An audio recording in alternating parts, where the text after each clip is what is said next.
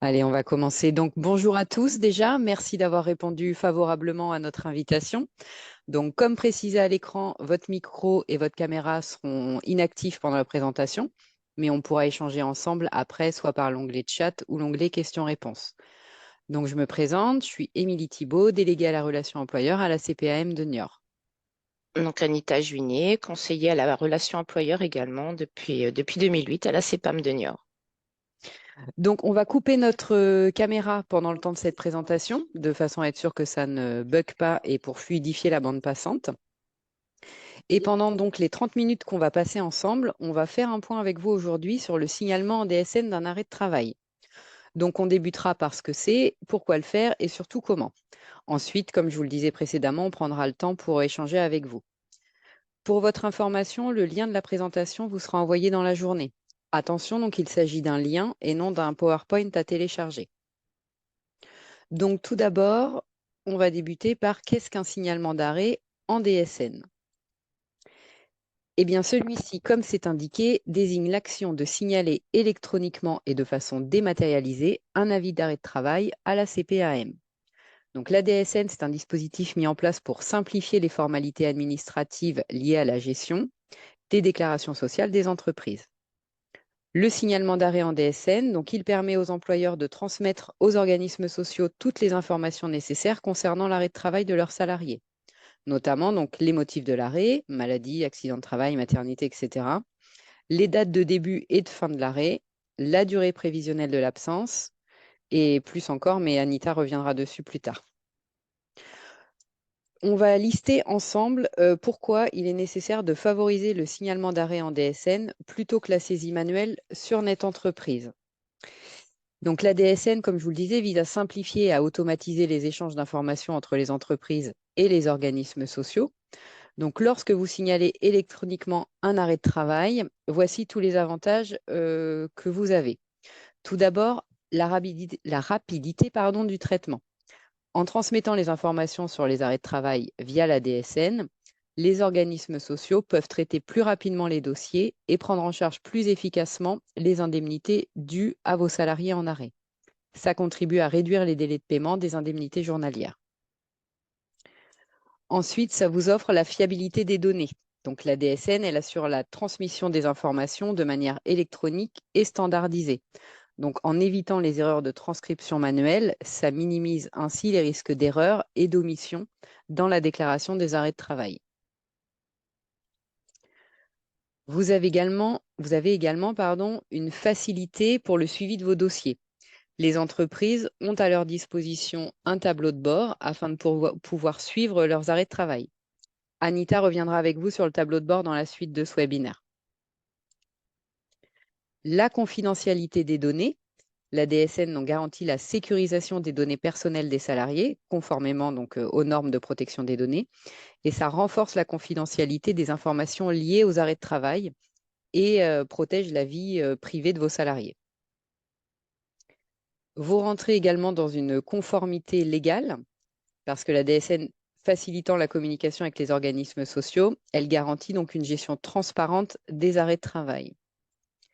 Et pour finir, la prévention des fraudes, car la déclaration des arrêts de travail via la DSN, elle permet de détecter plus facilement d'éventuelles anomalies ou tentatives de fraude, et ça contribue ainsi à lutter contre les abus liés aux arrêts maladie.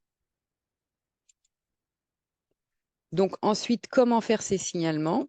Alors, je vais donner la main à Anita, qui va prendre la suite de la présentation. Est-ce que c'est bon pour toi, Anita? Oui, c'est bon. Donc comment signaler un arrêt en DSN? Hop, voilà. Donc sur cette slide, nous voyons que dès qu'un arrêt de travail est constaté, il est impératif d'émettre un signalement. Cela remplace l'ancienne attestation de salaire et déclenche le paiement des indemnités journalières. Alors, quelles conditions pour faire un signalement? Donc, dès réception d'un arrêt initial d'au moins un jour, en effet, même s'il est d'une journée seulement, le signalement doit être réalisé. D'où l'importance de faire un rappel à vos salariés pour l'envoi à la CPAM de toutes les prescriptions papier, car pour les arrêts dématérialisés, ils sont automatiquement transmis par le médecin. et vous devez effectuer donc le signalement dans les 5 jours qui suivent la connaissance de l'arrêt. Si vous êtes concerné par la subrogation, donc 2 possibilités s'offrent à vous pour l'envoi des signalements d'arrêt de travail. Vous pouvez transmettre les signalements au fur et à mesure dès que vous les recevez. Cela garantit une gestion en temps réel des arrêts de travail. Ou alors, vous avez la possibilité d'attendre l'envoi de la DSN mensuelle pour regrouper et transmettre les signalements. Donc, assurez-vous de choisir la méthode qui convient le mieux à votre organisation.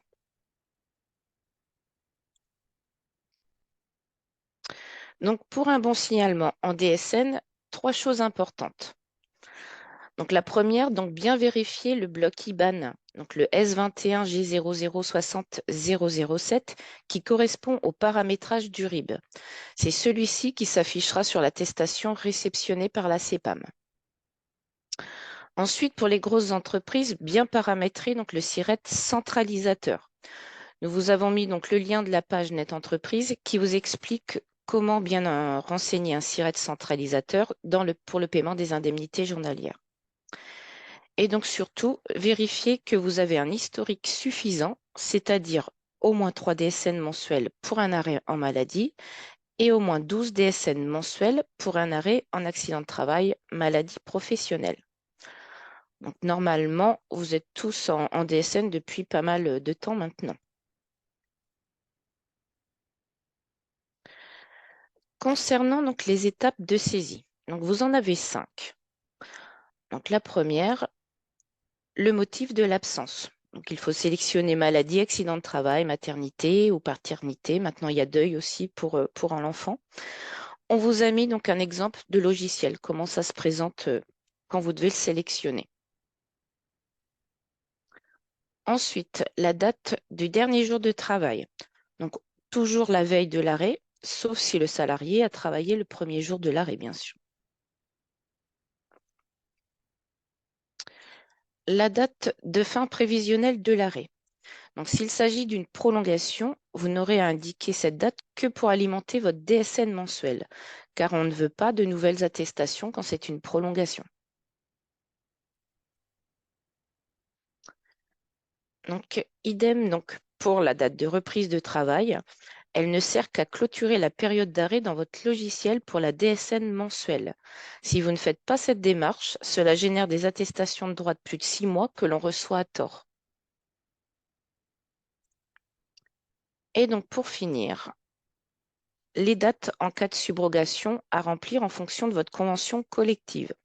Alors attention, sur certains logiciels, celui-ci indique la fin de l'arrêt de travail que vous venez d'enregistrer. Donc pensez bien à la modifier à ce niveau-là. Et donc en dessous, donc vous avez le RIB que vous aurez enregistré, comme je vous l'ai montré précédemment. Donc c'est bien le bon qui doit s'afficher. Il faut que vous vous en assurez. Pardon.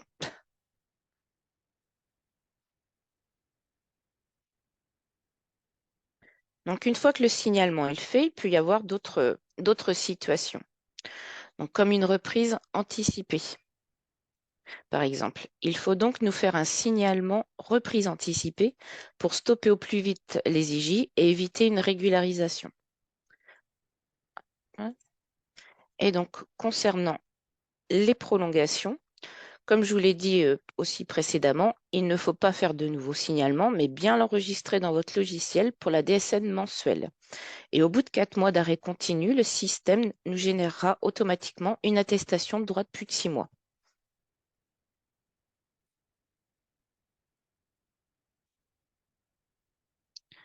Alors, le tableau de bord, donc, qui est très important, est votre guichet unique pour accéder à une vue d'ensemble complète de vos DSN mensuels et des signalements d'événements transmis.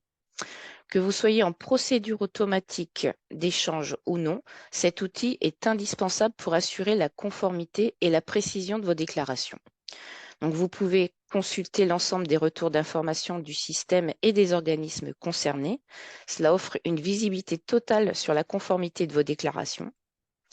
Si vous êtes en procédure automatique d'échange, vous pouvez accéder directement au tableau de bord via votre produit logiciel de paie. Dans les autres cas, la connexion à votre compte Net Entreprise est nécessaire en cliquant sur DSN.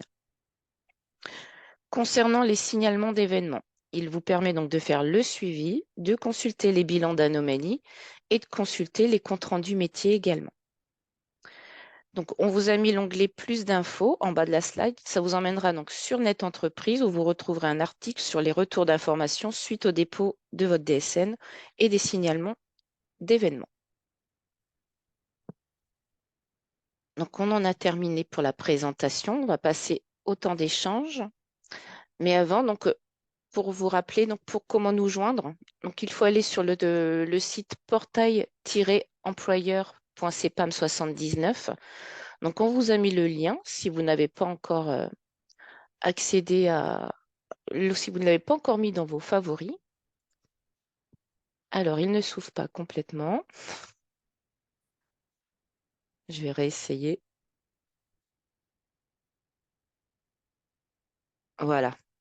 Et donc, sur le portail employeur, si vous avez besoin de nous contacter, vous allez sur Dépodoc, contacter vos délégués de la relation employeur.